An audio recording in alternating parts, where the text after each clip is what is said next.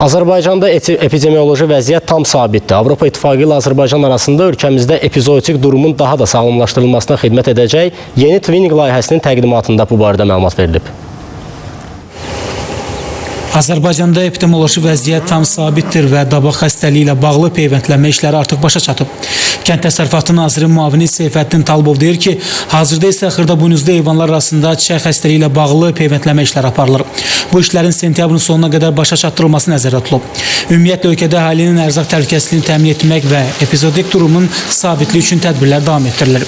Nazirlik yanında Dövlət Baytarlıq Nəzarət Xidmətində Avropa İttifaqının maliyyə dəstəyi ilə həyata keçirilən Azərbaycanda epidemioloji nəzarət sisteminin gücləndirməsi istiqamətində Dövlət Baytarlıq Nəzarət Xidmətinə dəstək Twinning layihəsi də bu sayda atılan növbəti addımdır.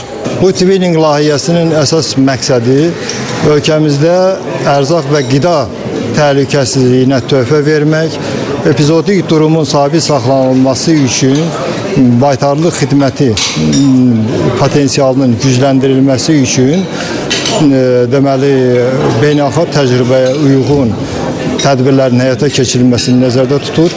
Layihə 2018-ci ilin mayın 18-nə dək davam edəcək.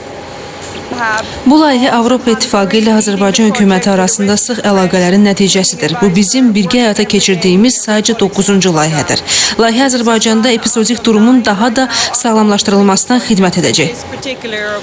Tədbirdə Twinning layihəsinin tərkib hissəsi olan 4 komponentin təqdimatı keçirilib. Surxay Atakişiyev, Elçin Tağıyev, Tural Qurbanov, xəbərlər.